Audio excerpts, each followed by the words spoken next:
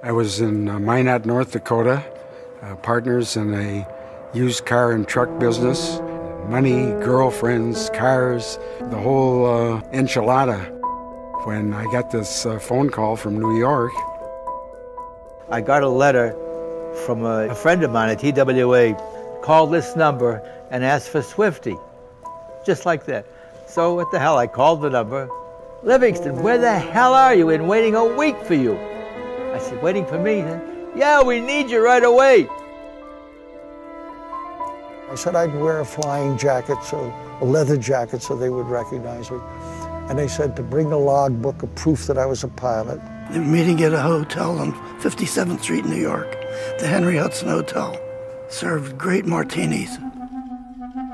A fellow who identified himself as Steve Schwartz, apprising me of the fact that Israel was going to declare itself a state, that they were going to be attacked by at least 5 Arab armies, and they had no way to defend themselves, except that they had purchased some airplanes, but they had no one to fly them.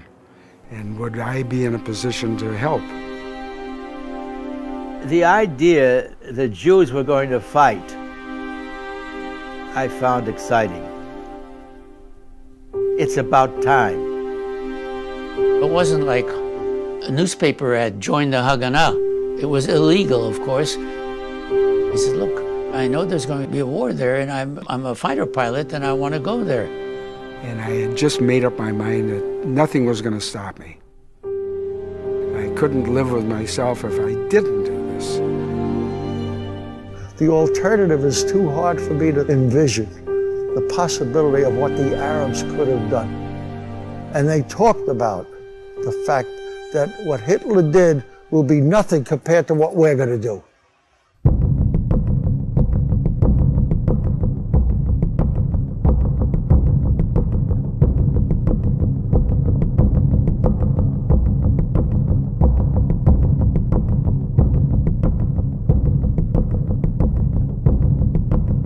You know, you're talking about 600,000 Jews and 50 million Arabs surrounding them. I didn't see how they could possibly survive. The Arab countries had established air forces. We had almost nothing. 4 junk airplanes. Different propeller, different engines from spare parts that the German Air Force left behind in Czechoslovakia. I remember sitting in the cockpit of my Me-109, wearing a German uniform, a German helmet, a German parachute. What's a nice Jewish boy from St. Paul doing in a place like this? The irony of it did not escape any of us. The Arabs had squadrons, they had planes, they had tanks, they had guns, they had everything, except that will to win that the Israelis had, that they had to win.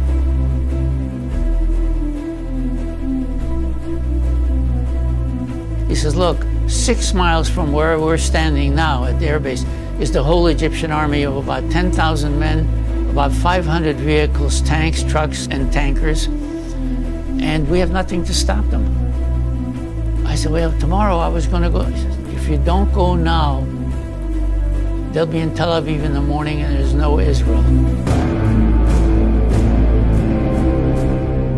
These airplanes had never been test flown. They were assembled in the hangar, and they just started up, taxed out, and attacked the Egyptian army coming up the coast.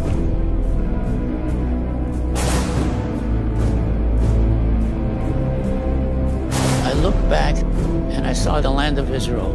I looked there I saw the enemy that came to destroy us. I just did a quick Shema Yisrael, even though I'm not religious. Turned the airplane upside down because the dive bomb, the steeper the dive, the more accurate is the hit.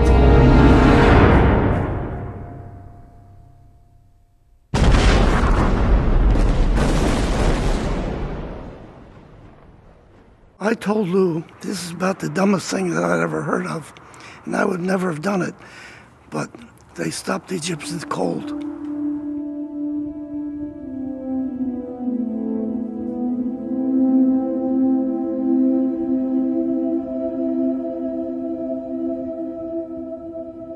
I felt more at home in Israel than I did in the United States. I felt this is my home. As a Jew, I now felt proud of being Jewish. I was born to be here on that moment of history to contribute to Israel's survival. I had done something good for once. We built an Air Force. We started an Air Force. If you wrote the history of the Jewish people 1,000 years from now, there are two things that I can tell you will be in it. One is the Holocaust, one is the birth of the State of Israel.